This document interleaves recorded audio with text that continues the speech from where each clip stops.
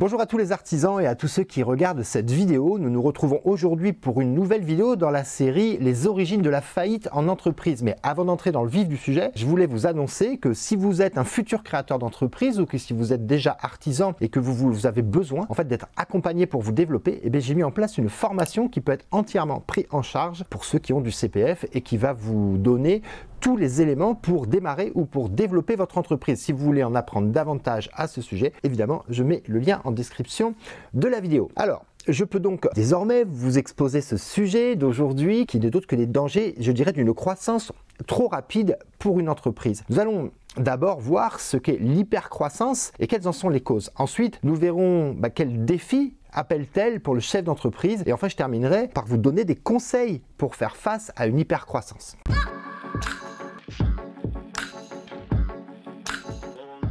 Allez, commençons tout de suite avec la définition de l'hypercroissance. L'hypercroissance correspond, comme son nom l'indique, à une croissance très forte, à une forte augmentation du chiffre d'affaires annuel de l'entreprise. Le seuil de l'hypercroissance est fixé à 40% de croissance sur 3 années consécutives. C'est-à-dire que si vous êtes patron d'entreprise et que le chiffre d'affaires annuel de celle-ci augmente de 40% au plus tous les ans, vous êtes en situation d'hypercroissance. Alors là, vous vous dites sûrement, mais quel est le problème pour une entreprise qui accroît fortement son chiffre d'affaires d'année en année? C'est plutôt un gage de réussite et de prospérité. Eh bien, détrompez-vous, ce n'est pas une hypercroissance qui garantira la pérennité de votre entreprise et nous allons voir ensemble pourquoi. Concernant les causes de l'hypercroissance, il y en a 3 principales. L'hypercroissance découle très souvent de l'engouement des consommateurs et donc de fortes commandes ou d'achats du produit ou service que vous proposez. Elle peut aussi être la manifestation d'une bonne culture d'entreprise et une bonne entente entre les différents collaborateurs et les dirigeants, c'est aussi une possibilité. Et enfin, elle peut provenir d'un effort commun des salariés qui s'investissent pleinement dans leur travail. Certes, certaines entreprises font de l'hypercroissance leur stratégie. Cependant, ces gazelles pourraient à un moment ou à un autre être freinées dans leur course et ne pas retomber sur leurs pattes. Il faut être sûr de son entreprise et de ses capacités pour adapter cette stratégie et la maintenir. Alors, quels sont les challenges liés à l'hypercroissance ? Premièrement, les problèmes au niveau des ressources humaines. 70% des chefs d'entreprise ayant connu une situation d'hypercroissance se sont confrontés à des problèmes de ressources humaines. Effectivement, c'est compréhensible. Plus vous produisez, plus vous avez besoin de personnel pour assurer la production et de personnes compétentes pour les manager.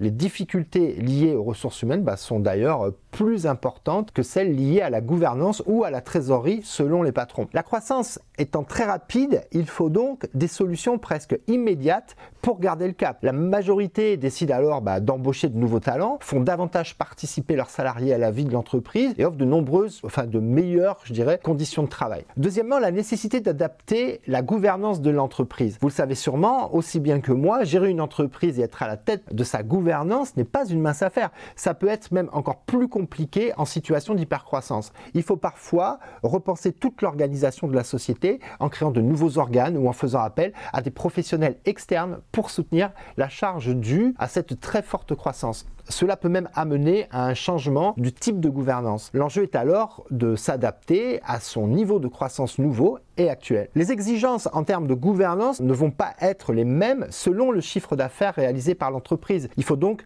s'adapter tout en conservant la culture de l'entreprise. Il s'agit ici d'un enjeu considérable. Gérer le besoin en fonds de roulement, je le rappelle, le besoin en fonds de roulement correspond à l'ensemble des ressources financières dont a besoin l'entreprise pour couvrir la totalité de ses dépenses. Il permet de réguler les déséquilibres liés au flux de trésorerie. Le challenge de la gestion de ce BFR n'est évidemment pas à négliger lorsque l'on fait face à une situation d'hypercroissance. Si ce dernier n'est pas bien géré, il peut remettre en cause la pérennité de la société, surtout si vous privilégiez l'autofinancement. Vous pouvez très rapidement vous retrouver submergé par une avalanche de commandes, de factures, de litiges auxquels il vous faudra faire face pour maintenir une bonne relation commerciale. Vous pouvez rapidement être en situation de fragilité si vous n'êtes pas en mesure d'évaluer correctement vos besoins financiers. Donc ne négligez pas l'augmentation du poids de ces fournisseurs dans la balance financière par exemple. Le chiffre d'affaires n'est pas toujours un gage de sécurité pour l'entreprise. Maintenant, laissez-moi vous donner des conseils pour pouvoir agir au mieux si vous êtes confronté à une situation d'hypercroissance. Ne prenez pas la grosse tête. Quoi qu'il arrive, restez humble. Beaucoup de chefs d'entreprise, malgré le fait qu'ils soient à la tête de très grandes sociétés,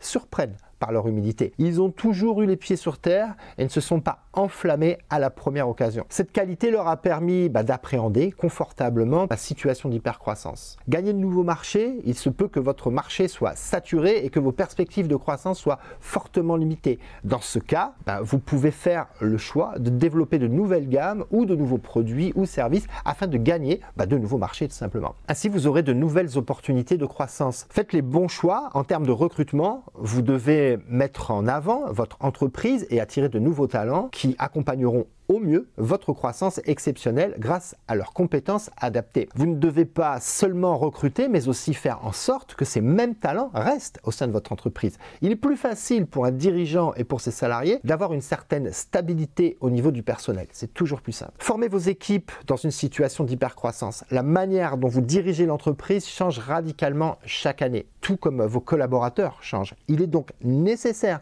de mettre à disposition des formations, de mentorat ou encore de coaching pour accompagner au mieux ces mutations. Anticipez vos ressources et vos besoins financiers. Encore une fois, l'aspect financier est fondamental. Vous devez vous professionnaliser dans votre manière de gérer et d'évaluer les flux et donc les déséquilibres issus de votre production. Gardez toujours un œil sur votre trésorerie et prévoyez tout imprévu pour ne pas vous retrouver dans une mauvaise passe financière. Maintenez votre dynamique entrepreneuriale, récompensez vos salariés en les mettant en valeur, assurez une cohésion avec les fondateurs de l'entreprise, soyez proche de vos équipes. Si vous parvenez à mettre cela en place, vous serez capable de diriger un groupe plus important de personnes. Ce sont des enjeux importants que vous devez saisir. Gardez tous ces conseils à l'esprit. Si vous êtes confronté à une situation d'hypercroissance, c'est très important que vous ayez ça en tête, car il est possible de se retrouver très rapidement débordé et de finir par perdre pied. Dommage pour une entreprise dont les produits ou services sont bien accueillis par les clients. Ne gâchez pas tout. Ayez-les certes en main pour rester maître du jeu. Voilà, on arrive à la fin de cette vidéo. J'espère qu'elle vous a plu. Comme d'habitude, si vous avez aimé ce contenu, laissez-moi un petit pouce bleu et n'hésitez pas à me faire vos retours en commentaire. Je prends plaisir à les lire. Vous pouvez également partager la vidéo à des proches qui sont ou qui pourraient être dans une situation d'hyper-croissance. Si vous connaissez des gens pour qui les entreprises galopent, partagez-leur cette vidéo. Pour ma part, je vous dis à bientôt pour une prochaine vidéo. À la semaine prochaine. Bye bye.